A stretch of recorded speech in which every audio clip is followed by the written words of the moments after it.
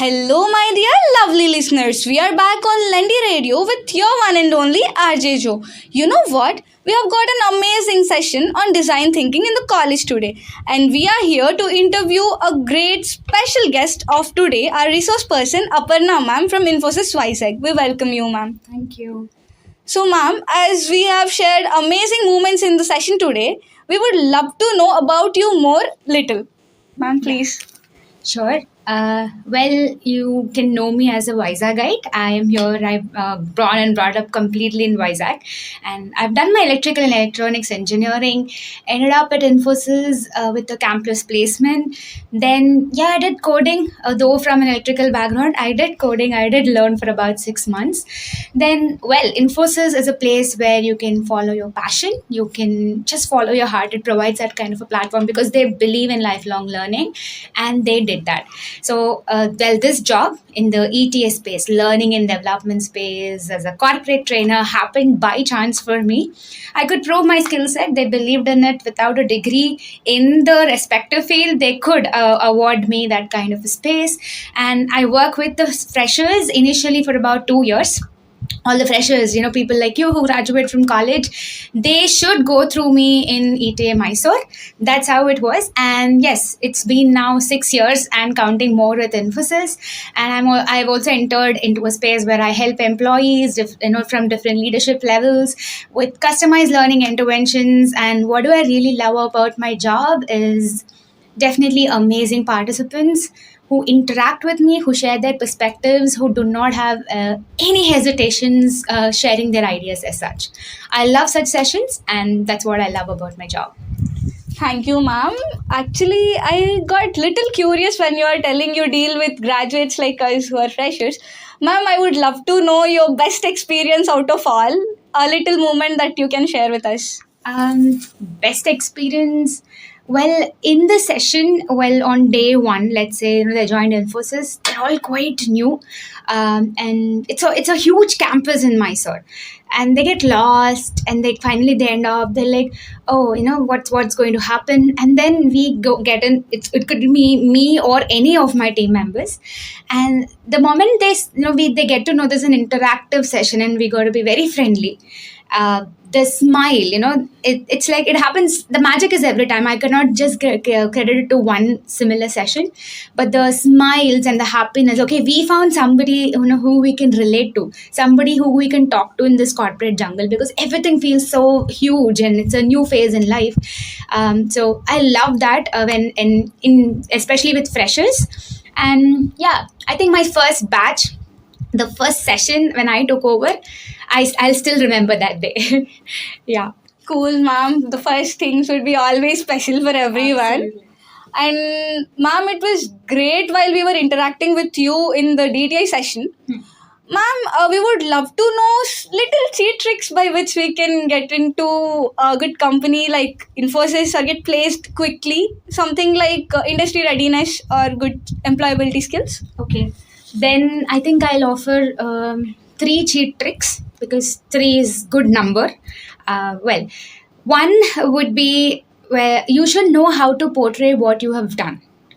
Well, you could have had real hands-on experience on it, or maybe sometimes it's just theoretical knowledge, but you still have the visualization. If you know how to articulate it, I'm not talking about your English fluency, people. Do not mistake me for that.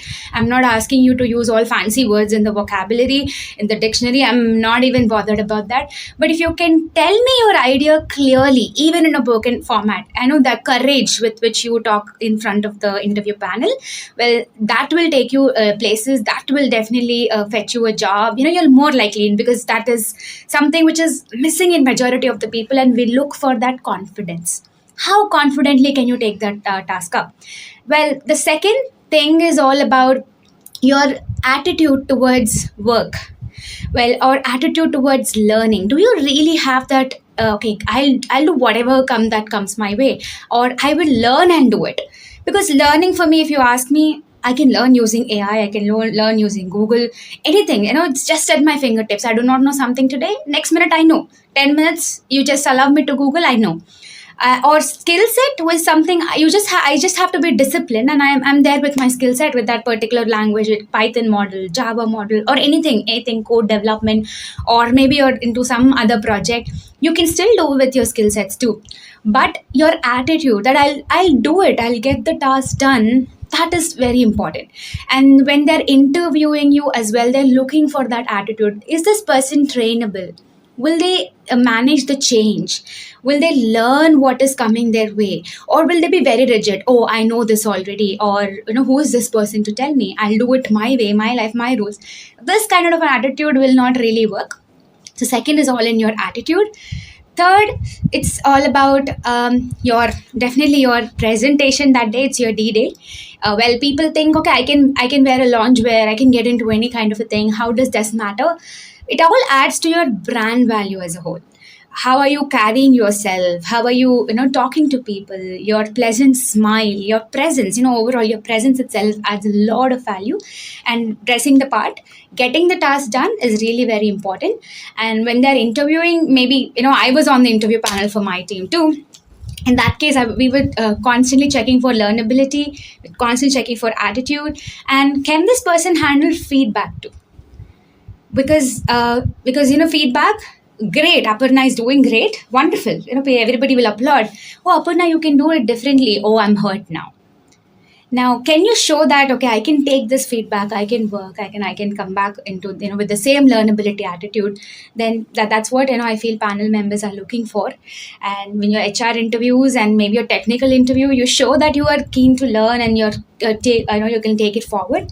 You will always, crack all the interviews, and those are the tips I can give.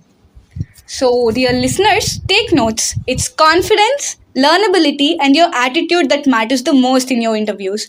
So, ma'am, as you have shared these many insights with us for now, ma'am, what would you want to say about the AI technology or the new technologies that are emerging, and people like me who only like Python or something else are struggling with other coding languages? What would be your advice for those? Well, AI, I feel it should help people, because, like the way Google makes our life easy, AI should make it even more easier. That's it. Well, with respect to AI and how it can occupy certain jobs as well, and how it can maybe suggest, like you ask a piece of code, it might give you, but you should still have the ability to review what your AI is giving you, because not everything in the AI is again right. AI can hallucinate. We still require human interference to review that. Well, and all you need, let's say you're interested in AI, you're interested in Python, you're interested in Java, learn one language, you can always appreciate the other languages. It's not that I'll only do Java or I'll only stick to big data. You just have to learn one, and depending upon what is trending with your organization, we align our interests.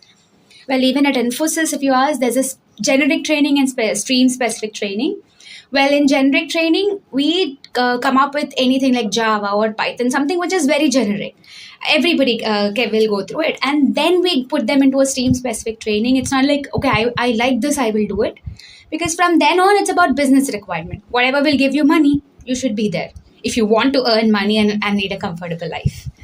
Yes. So, ma'am, now that you have mentioned about this generic training and the specific training, could you please elaborate it for our listeners so that they would get a goal set in their mind to launch their journey in the company?